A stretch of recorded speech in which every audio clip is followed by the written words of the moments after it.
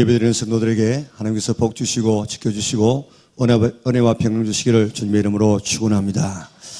오늘 예배는 우리 2부 예배 때 중고등부 자녀들과 어른들이 함께 드리는 예배를 드렸습니다. 오늘은 그저 자녀들 따로 모이고 부모들 따로 모이고 그렇게 모여서 그저 축복하고 그렇게 했지만은 5월 달에는 이제 우리 가정에 있는 자녀들 다 데리고 와서 부모하고 함께 한 의자에 앉아서 같이 축복하고 예배드리는 그런 작게는 2대가 좀 더 많으면 3대가 한 의자에 앉아서 그렇게 예배드리는 시간을 가지려고 합니다. 그래서 오늘 같은 우리 자녀들과 예배를 드렸기 때문에 또 여기도 드리는 분이 있기 때문에 창세기 37장 1절에서 11절의 말씀을 가지고 요셉처럼이란 제목으로 말씀을 나누려고 합니다. 오늘 예배를 통해서 자녀들은 나도 요셉처럼 자라서 가문을 살리고 삶의 모델 되어지고 너로 말미암아 모든 사람이 복을 받으리라 약속하신 그 축복을 이어가는 사람이 되어지리라 다짐할 수 있기를 바랍니다. 부모님들은 요셉과 같은 자녀를 키우리라, 역사의 주역으로 키우리라. 또 에집트에 엄청난 이런 이 기근이 들었습니다. 그러나 요셉의 이 지략 때문에 거기에 있는 사람들이 굶어 죽지 않고 다 살게 되어졌습니다. 이처럼 많은 사람에게 축복의 통로가 되어졌습니다. 뿐만 아니고 성경학자들은 이야기하기를 성경 가운데서 가장 예수님을 닮은 사람이 누구냐? 바로 요셉이라는 것입니다. 그래서 류폴드라는 그런 학자는 요셉은 분명히 그리스도의 모형이다. 그리고 맥기라고 하는 학자는 성경에서 그의 인격과 경험에 있어서 요셉보다도 더 그리스도를 닮은 사람은 없다. 그렇게 표현했습니다. 그러니까 요셉이라는 사람은 바로 장자의 축복을 받았습니다. 그리고 다른 사람에게 축복의 통로가 되어지고 다른 사람을 살리는 엄청난 이런 역할을 했습니다. 그리고 예수님을 가장 닮은 이런 위대한 인생을 살았던 사람이 바로 요셉입니다. 우리 귀한 가정의 자녀들이 다 요셉처럼 자랄 수 있도록 교육할 수 있기를 바랍니다. 그리고 우리 부모님들은 요셉처럼 자녀를 잘 양육할 수 있기를 바랍니다. 요셉은 110세를 살았는데 오늘 본문의 말씀은 언제 때 일입니까? 오늘 2절을 보면요, 요셉이 몇 살 때라고 했습니까? 17살 때에 소년으로 그렇게 말하고 있습니다. 오늘 본문은 요셉이 17살 때 있었던 사건인데 이 사건이 요셉이 요셉되게 한 사건이었습니다. 우리나라로 말하면 이때가 언제쯤입니까? 8살 때 학교에 들어가게 되어지면 고등학교 1학년 때가 바로 17살 때입니다. 17살 때 이때가 가장 왕성한 꿈을 꾸고 이때를 전후해서 하나님을 가장 만날 수 있는 좋은 기회가 되어집니다. 요셉이 17살 때 꿈을 꾸었습니다.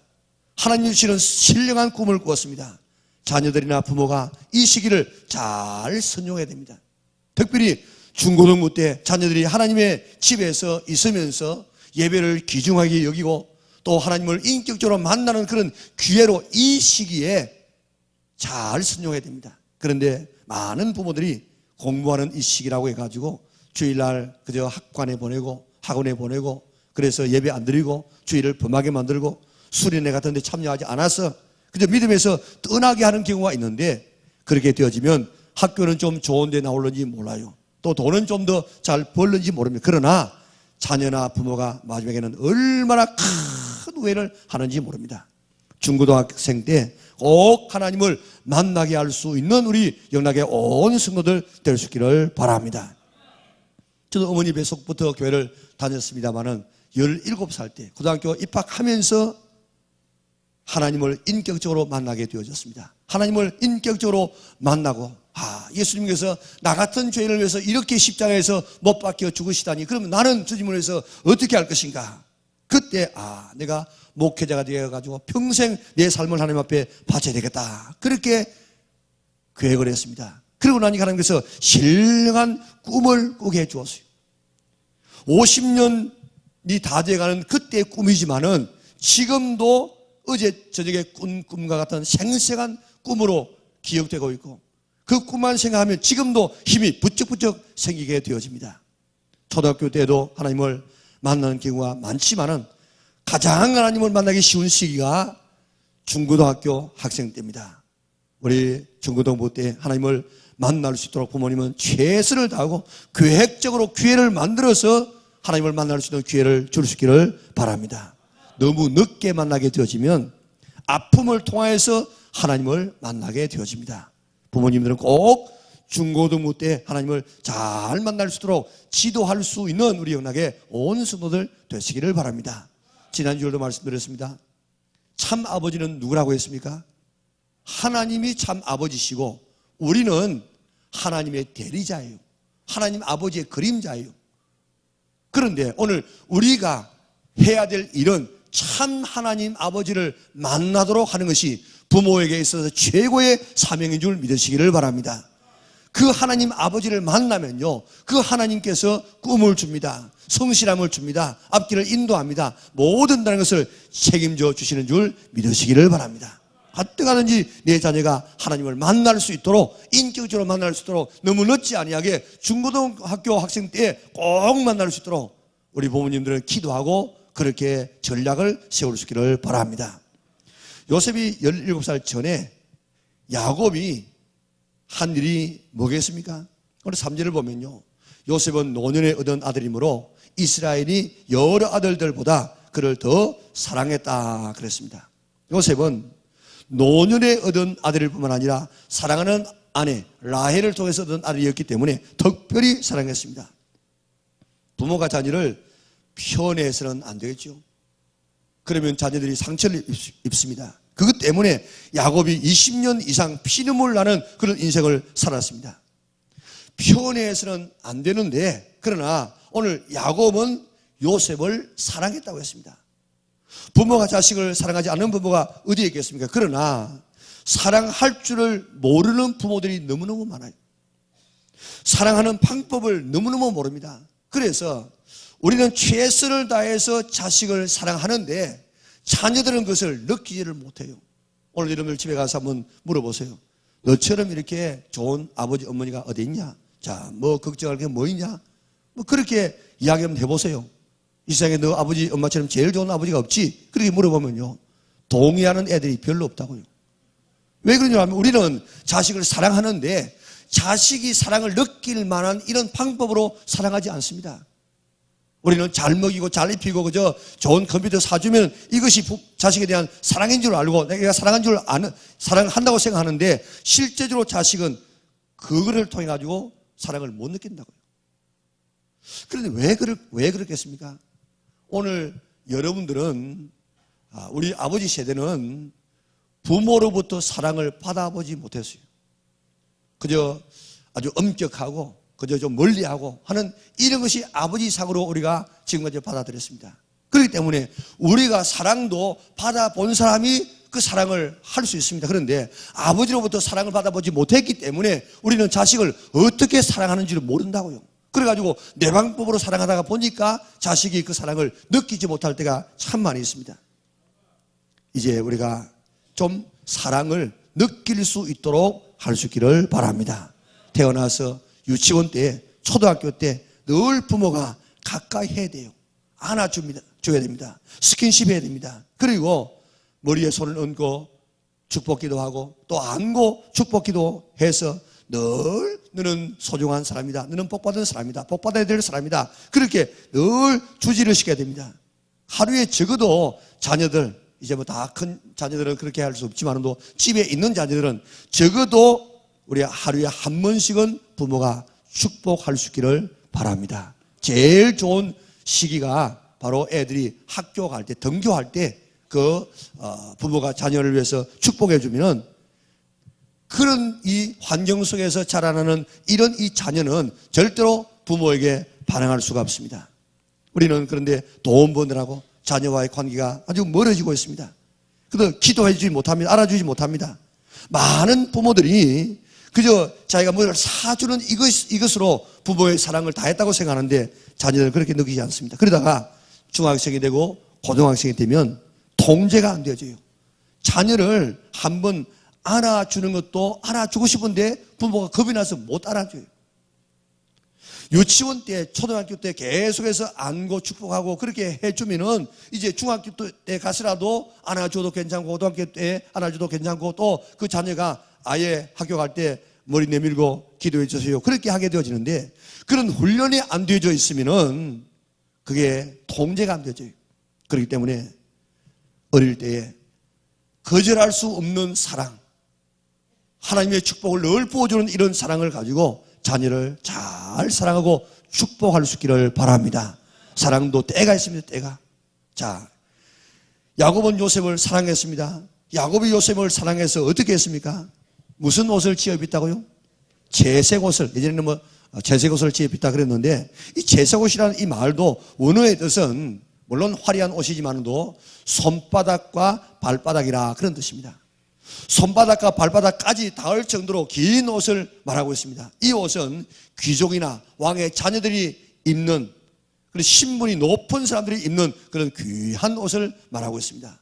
야곱은 요셉에게 단순히 사랑의 표현으로 이렇게 아름다운 옷을 지어 입힌 것이 아니고 너는 바로 우리 집의 장자다 장자.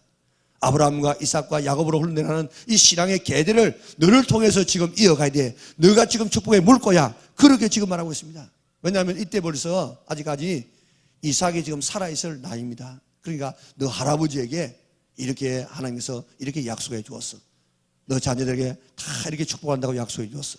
나에게도 그렇게 약속해 주었어. 그런데 그 축복이 너를 통해서 흘러가야 돼. 너는 축복의 계승자야. 너는 우리 가문을 이어갈 사람이야. 너는 하나님의 축복을 이렇게 통로가 될 사람이야. 그 옷으로 요셉에게 이렇게 꿈을 심어줬어. 꿈을. 이것이 부모가 해야 될 일들인 것입니다. 오늘의 말씀을 자세히 보면요, 야곱과 요셉이 많은 이야기를 나눈 흔적이 있지 않습니까? 부모는 자녀들에게 계속 이야기를 할 수 있어야 됩니다. 이야기 속에서 끊임없이 꿈을 심어줘야 돼요. 우리는 지금 뭐 이렇게 밥 먹을 때 자녀들에게 이야기하지 않는 것이 예의 아닙니까? 그래서 뭐 밥 먹다가 이야기하면 복 나간다 그래가지고 말하지 못하게 만들었어요. 그런데 정말 이 서구사회라든지 또한 이 성경 이런 데 보면은 식사할 때 많은 이런 대화를 나눴어요. 그래서 아브라함, 야곱 이런 이야기를 쭉 이렇게 해주었습니다. 그래서 늘 이렇게 꿈을 심어주었다 이 말입니다. 세계에서 가장 머리가 좋은 민족이 이스라엘 나라와 우리나라 또 일본, 뭐 중국 이런 나라라고 이야기하지 않습니까? 그런데 왜 지금 이스라엘 나라와 우리나라와 일본, 중국 이런 나라가 같은 아시아권에 있지만도 이런 나라가 왜 제일 이렇게 머리가 명석하냐? 많은 사람들이 이야기합니다. 그것은 젓가락 문화다. 젓가락을 잘 사용하는 그런 이 민족은 머리가 굉장히 발달된다는 것입니다. 그리고 이 뭐 생명공학에 있어가지고 이걸 잘 조절할 수 있는 비결은 이 손가락을 가지고 잘 조절해야 된다는 것입니다. 그런데 이 일본과 우리나라 또 중국이 공통적으로 사용하는 것이 젓가락 아닙니까? 젓가락. 그런데 젓가락 중에서라도 제일 쥐기 어려운 젓가락이 어느 나라 젓가락입니까? 우리나라예요. 다른 나라는 어떤 젓가락입니까? 나무 젓가락, 대나무 젓가락이에요. 또 뭐 네모제비 젓가락입니다. 그럼 우리는 동글동글 해가지고 쇠. 그거 가지고 여러분 한번 이 콩 한번 집어보세요. 얼마나 집기 힘든가. 그래도 우리가 잘 집는다고요. 어릴 때부터 이렇게 젓가락을 잘 사용하면, 손가락을 잘 사용하면 머리가 발달된답니다. 여러분들이 지금 어릴 때 기초적으로 피아노 같은 것을 잘 치게 만들어 놓으면은 그 머리와 이 손가락이 잘 이렇게 조화를 이루어서 머리가 굉장히 발달된다는 것입니다. 그래서 이 젓가락을 사용하는 중국, 일본, 우리나라가 머리가 굉장히 좋다는 것입니다. 그런데 이스라엘은 왜 그렇습니까? 이스라엘은 말을 입을 많이 놀려요. 그래서 입을 많이 놀리는데 앉아가지고 이야기합니다. 밥을 먹으면서 오늘은 뭐 했느냐? 또 자꾸 이렇게 이야기를 하니까 애가 그 이야기를 들으면서 질문을 받으면서 머리를 씁니다. 대답하기 위해서. 그러다가 보니까 이 애들의 지능이 그렇게 높아진다는 것입니다. 어떻게 하면 더 지혜로운 머리 좋은 사람이 되겠습니까? 젓가락도 잘 사용하고 집에서 자꾸 시시하면 포크 가지고 뭐 피자 시켜 먹자 이래 하지 말고 이제 우리 전통 음식 잘 이렇게 젓가락 가지고 먹도록 만들고 또 앉아가지고 입을 자꾸 사용해야 돼. 밥 먹을 때 계속해서 묻고 답하고 이렇게 하게 되어지면 우리가 이중적으로 좋은 그런 머리가 발달되는 그런 자녀를 얻을 수가 있습니다. 이렇게 이야기하면서 계속해서 꿈을 심어주고 옷 하나를 입히면서라도 꿈을 심어주는 이런 옷을 입히고 너는 존귀한 존재라는 이런 사실을 심어줄 수 있기를 바랍니다. 꿈을 우리가 가져야만 그 꿈이 이루어질 수 있지 않겠습니까? 꿈을 심어주는 옷, 꿈을 심어주는 이런 말을 많이 할 수 있는 부모들이 될 수 있기를 바랍니다. 자, 이런 배경 하에서 요셉이 17살 때 꿈을 꾸었습니다. 야곱이 108세요. 그의 할아버지가 168세였습니다. 요셉은 아버지의 이야기를 통하여서 입혀주는 옷을 통하여서 내가 이 축복을 이어가야 되겠구나 꿈을 꾸었습니다. 이렇게 요셉이 꿈을 꾸니까 하나님께서 그에게 신령한 꿈을 꾸게 만들었습니다. 어떤 꿈을 꾸었습니까? 요셉의 단이 있는데 자기 형제의 단들이 쭉 자기를 둘러서더니 자기 단을 향해서 넙죽넙죽 이렇게 절을 하는 꿈을 꾸었습니다.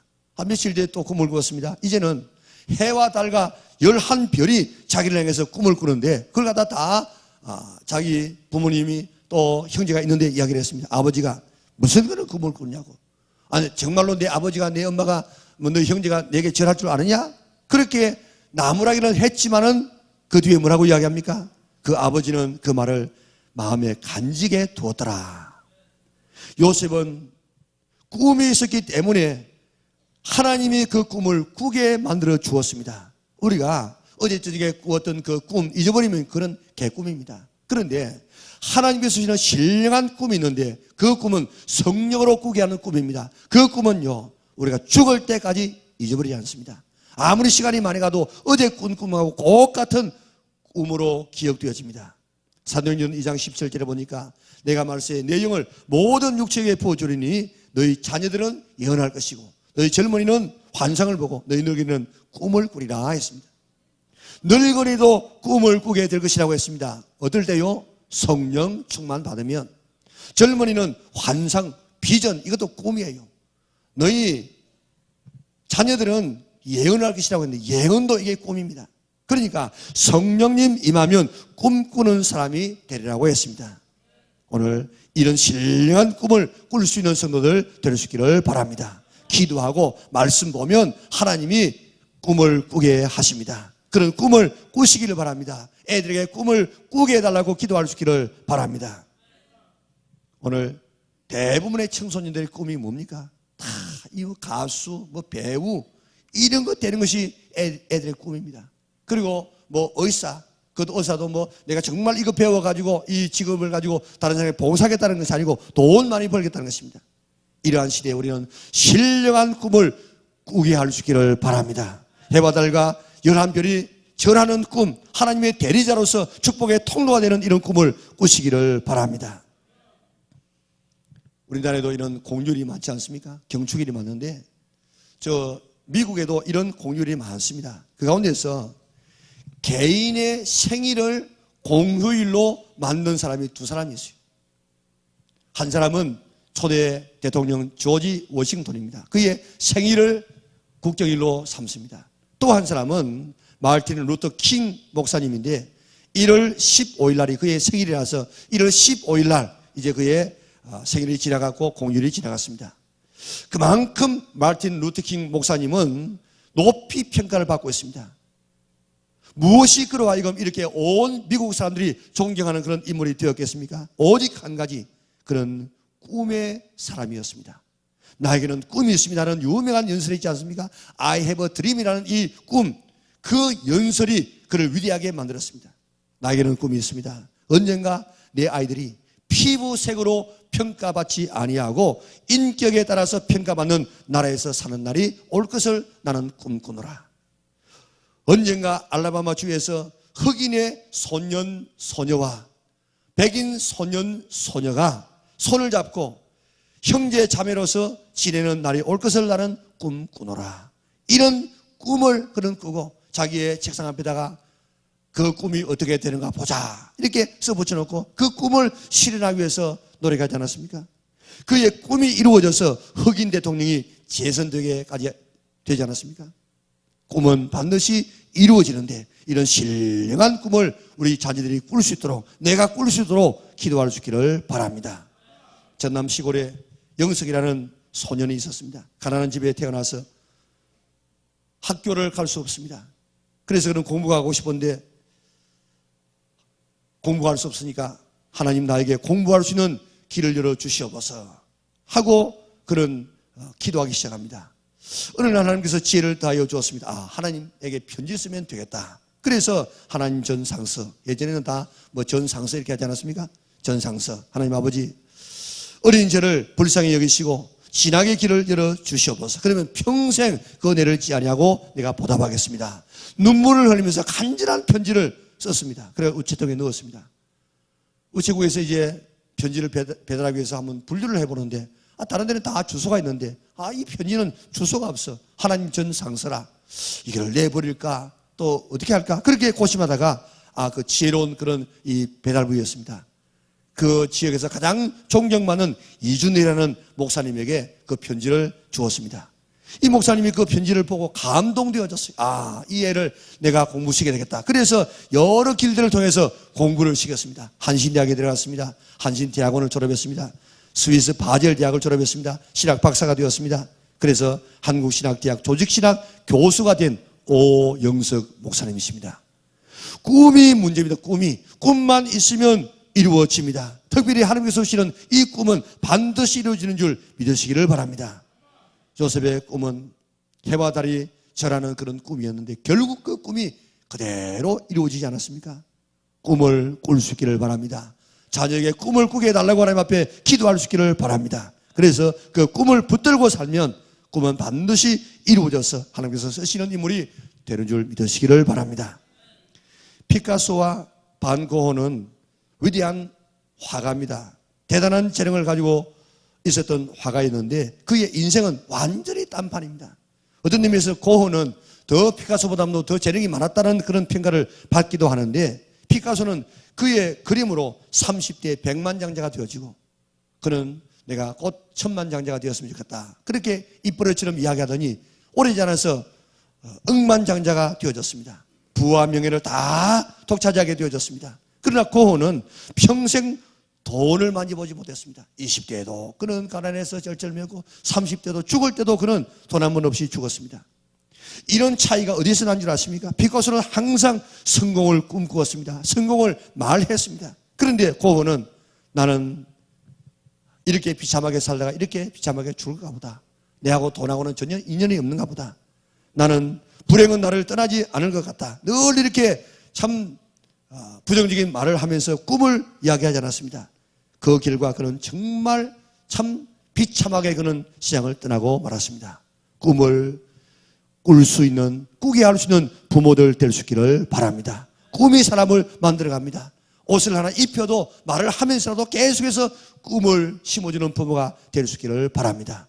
네가 그것이 뭐 되겠어? 이렇게 꿈을 끄꺼버리는 부모가 아니라 너는 할 수 있어. 하나님께서 너에게 지혜 더하여 주셨어. 너를 향한 특별한 일이 있었어. 내가 너를 배웠을 때 하나님께서 내게 이런 꿈을 보여주었어. 그렇게 늘 이야기를 해서 꿈을 심어주는 우리 영락의 온 부모들 될 수 있기를 바랍니다. 자, 머리로는 꿈꾸고 가슴으로는 어떤 일이 일어났습니까? 그런 정직했습니다. 요셉이 배다른 형제들과 생활하면서 그들의 잘못을 아버지에게 말했다고 했습니다. 나쁘게 말하면 고자질을 했지만은 그러나 여기서 말하는 이 잘못은 악한 행동이라 그렇게 말하는데 고자질이라고 할 수 있겠지만은 그의 천성이 악을 보고 참지 못하는 이런 정직성이 그에게 있었습니다. 오늘날 우리 성도들에게 우리 교회에서 최고의 위기는 정직을 잃어버리는 것입니다. 그리스도인의 특징은 진실입니다. 진실, 정직입니다. 예수님의 그 이름, 별명이 바로 정직 아닙니까? 그런데 성도들이 이 정직성을 잃어버리는 것이 우리 기독교의 최대의 위기인 줄 믿으시기를 바랍니다. 오늘 이 사회가 정직성을 잃어버리고 있습니다. 이럴 때 우리 그리스도인들은 정말 정직한가? 우리는 좀 세상 사람과 다른가? 그렇지 못하다는 평가를 받고 있지 않습니까? 이제 우리는 좀 손해가 된다고 할지라도 내가 좀 안 된다고 할지라도 이 정직의 문화를 우리가 이루어 나가야만 세상을 변화시킬 수 있고 세상을 구원할 수 있는 줄 믿으시기를 바랍니다. 법률 소비자 연맹이 25일 법의 날을 맞이해서 전국의 성인 남녀 2,937명을 대상으로 설문을 조사했습니다. 법을 지키면 손해본다고 생각합니까? 그렇게 물었더니 100명 중에 4명이 그렇다, 그렇게 대답했습니다. 다시 말하면 진실하게 살면 손해본다는 것입니다. 그래서 손해보지 않기 위해서 진실을 외면하고 거짓된 삶을 살아간다는 것입니다. 형사단이 최근에 초등학교, 중등학교, 고등학생들 2,000명을 대상으로 만약에 10억 원이 생길 수 있다면 그 10억 원을 내가 가지기 위해서 1년간 감옥에 갈 수 있느냐 하는 질문을 내었습니다. 다시 말하면 죄를 지어가지고 내가 감옥에 가서 1년을 내가 산다고 할지라도 10억 원이 주어진다고 하면 내가 그 일을 하겠느냐, 그런 말입니다. 초등학생 가운데서 100명 가운데 36명이, 중학생 가운데 51명이, 고등학생 가운데서 62명이 나는 그렇게 하겠다, 그렇게 답했다고요. 자, 초등학생은 36명인데 중학교 가니까 51명으로, 또 고등학교 가니까 62명으로, 가면 갈수록, 커가면 커갈수록 더 그렇게 하겠다는 것입니다. 그런데 대학생들은 몇 퍼센트쯤 되겠습니까? 어른들 되지면 어느 정도 되겠어요? 오늘 예수 믿는 우리에게 그와 같은 설문을 낸다고 하면은 우리는 어떻게 대답할 것 같습니까? 세상 사람들과 좀 다를 것 같습니까? 나이가 들수록 진실성을 점점 잃어버리고 있습니다. 온통 세상이 정직하지 못해도 그리스도인들만이라도 정직할 수 있어야 되겠습니다. 그리스도인의 말은 믿을 수 있어야 되겠습니다. 거짓말하는 것을 죄라고 여겨야 됩니다. 죄라고. 여러분들 계시록 21장과 22장에 보면요, 모든 거짓말하는 자들은 불과 유황에 참자는 못에 들어가리라, 그렇게 말하고 있습니다. 다시 말하면 모든 거짓말하는 이 죄는 지옥 가는 죄라 이 말입니다. 우리가 지금 예수 믿으면 천국 간다, 그렇기 때문에 뭐 거짓말해도 괜찮아, 이렇게 하면 안 된다고. 이 얼마나 놀라운 일인지 모릅니다. 그리스도인의 가게에 가서는 믿을 수 있는 가격을 가지고 살 수 있어야 됩니다. 그런데요, 우리가 믿는 사람이라고 해가지고 우리 교인들에게 한번 팔아주자고 해서 가보면요, 때로는 우리 교역자에게도 바가지 씌운다고요. 그러니까 뭐 일반 교인들에게는 얼마나 더 씌우겠습니까? 그리스도인의 이 기술자에게는 믿을 수 있는 기술을 가지고 맡길 수 있어야 되는데 실력 없는 이 그리스도인들이 얼마나 많은지 모릅니다. 그리스도인들이 정직하지 않고는 세상을 변화시킬 수가 없습니다. 그런데 그리스도인들은 정직하냐? 세상 사람들과 좀 별 다를 바가 있느냐? 그러지 않다는 것입니다. 이제 손해되어도 정직하리라 결심할 수 있기를 바랍니다. 그래야만 내 자녀를, 정직한 자녀를 만들어낼 수 있고 그런 자녀가 되어져야만 참 성공적인 인생을 살아갈 수가 있는 것입니다. 독일 보세요. 독일은 2차 대전을 통해서 완전히 폐허가 되어졌습니다. 그런데 그들은 그 가운데서 일어나면서 뭐라고 이야기했습니까? 돈을 잃어버린 것은 아무것도 잃어버린 것이 아니다. 이런 가운데서 일어설 수 있는 용기를 잃어버린 것은 상당히 많은 것을 잃어버린 것이다. 이런 가운데서 진실을 잃어버린 것은 전부를 잃어버린 것이다. 그렇게 생각하고 그런 슬로건을 외치면서 이 물건 만들어서 우리는 하나님 앞에 바친다, 이런 마음을 가지고 물건 만들었어요. 그리고 그 물건 마음대로 거짓되게 만들겠습니까? 정말 잘 만들었습니다. 온 시장 사람들이 독일 물건 하면 알아주었습니다. 라인경의 기적을 얻었습니다. 그리고 통일되어졌습니다. 그리고 지금 저 구라파가 지금 뭐 경제적인 위기 때문에 휘청거리지 않습니까? 다른 나라들이 다 지금 이렇게 휘청거려도 독일만은 성성장구하고 있습니다. 왜 그렇습니까? 그들은 진실하기 때문에 그렇습니다. 요셉의 이런 정직이 어디로 연결되어집니까? 보디발 집에서 보디발의 아내가 유혹해도 순결을 지켜나가는 것으로 연결되어집니다. 그 주인 보디발이 자기에게 아내는 안 맡겼거든. 그래서 그에게 진실한 것이 자기의 순결을 지키는 것이었습니다. 만약에 그게 되는 대로 살았다고 하면 보디발의 집에서 그런 그 인생이 다 무너지고 말았을 것입니다. 꿈을 꾸어도 또 꿈이 이루어져도 정직하지 아니하면 한순간에 다 물거품이 되는 경우를 우리가 얼마나 많이 봅니까? 요셉은 감옥에 가서도 정직해서 옥사장이 모든 것을 다 맡겨서 네 마음대로 하라고 이야기했습니다. 이런 정직이 요셉을 만들었습니다. 이런 정직이 우리 성도들에게서 회복될 수 있기를 바랍니다. 우리 자녀들에게 정직을 가르칠 수 있기를 바랍니다. 그리고 정직한 자녀가 될 수 있도록 지도할 수 있기를 바랍니다. 그럴 때에 오늘 우리 귀한 자녀가 정말 이 시장에서 승리자가 될 수가 있습니다. 정직하면 손해본다는 이런 시장이지만 우리는 어떤 손해를 봐도 정직성만은 포기하지 않으리라 결심할 수 있기를 바랍니다. 정직이 최고의 자본이요 지름길입니다. 뿐만 아니라 요셉은 예수님을 가장 많이 닮은 사람입니다. 요셉과 예수님 보면요 얼마나 많이 닮았는지 몰라요. 예수님도 나는 목자라 그랬죠. 요셉도 목자예요. 요셉과 예수님은 아버지의 지극한 사랑을 받은 자녀들입니다. 형제들에게 까닭없는 미움을 지금 받습니다. 형제들의 모략으로 살해 대상이 되어집니다. 그리고 요셉도 옷 벗김을 받고 예수님도 옷 벗김을 받아서 십자가에서 죽지 않습니까? 애굽으로 요셉은 팔려가고 예수님은 살기 위해서 도망갑니다. 노예 몸값으로 요셉은 20에 팔리고 예수님은 30에 팔립니다. 끈질기게 유혹당했지만 그 유혹을 이깁니다. 어려운 것 때문에 순환을 당했습니다. 그러면서도 변명하지 않았습니다. 요셉도 옥에서 두 죄인 사이에서 생활했고 예수님도 두 죄인의 십자가 사이에서 못 박혀 달려 돌아갔습니다.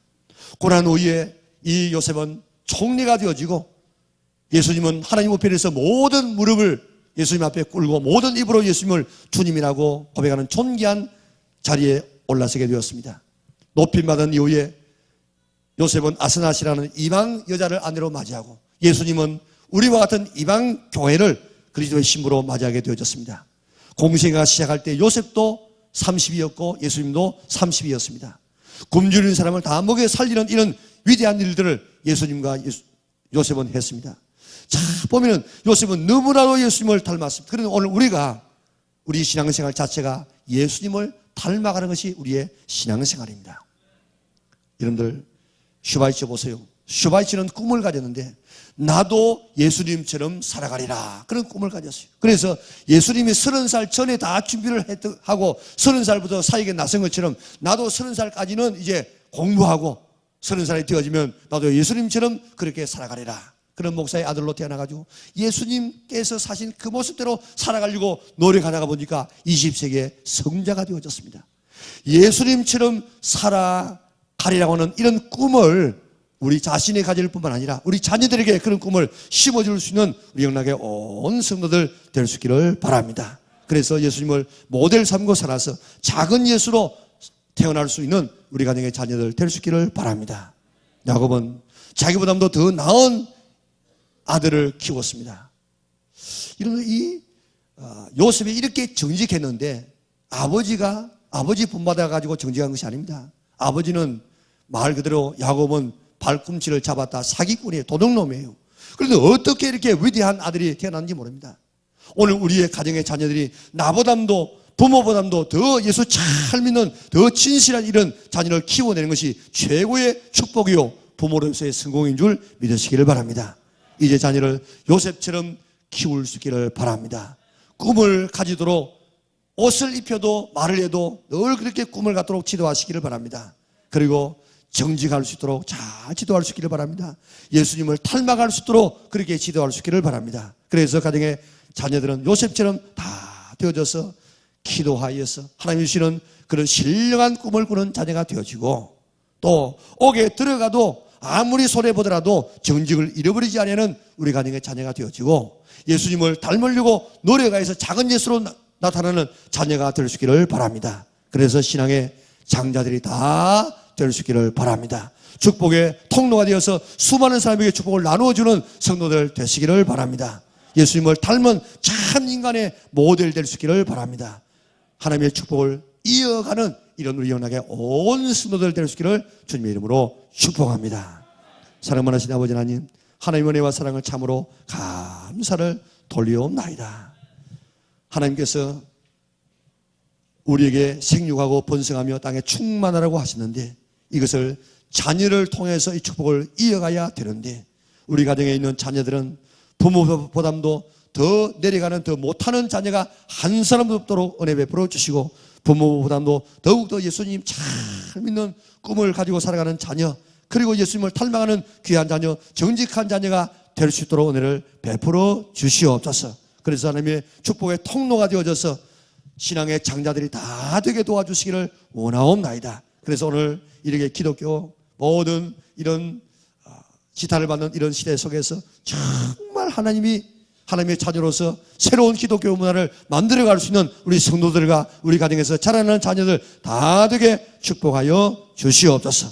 요셉 같은 귀한 자녀를 양육해내는 우리 부모들 되게 하시고, 요셉 같은 귀한 자녀가 우리 가정에서 배출되는 아름다운 복된 가정들 다 되게 축복하여 주시옵소서. 우리 가정에 있는 자녀들 주께서 건강케 하시고 지혜를 다하여 주시고 마음껏 공부할 수 있는 그런 경제적인 능력을 허락하여 주시고 예수님처럼 잘 자라가게 도와주시옵소서. 오늘도 삶의 무거운 짐을 지고 나온 하나님의 자녀를 모든 질병들을 다 물리쳐 주시옵소서. 건강을 허락하여 주옵소서. 우리에게 마음의 평강을 허락하여 주시옵소서. 오늘도 악한 사단, 들락거리는 모든 악한 사단은 다 주의 이름으로 물러갈지어다. 오늘도 우리 경제적으로 우리가 모든 우환질고 가정에 있지 않도록 다 주께서 은혜 베풀어 주시고 주어지는 모든 축복을 가지고 남에게 축복을 나누어 주는 경건한 하나님의 자녀를 양육해내는 우리 연락의 온 성도들 되게 축복하여 주시옵소서.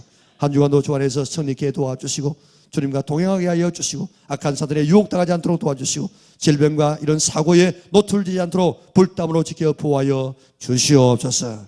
예수님의 거룩하신 이름으로 기도드리옵나이다. 아멘.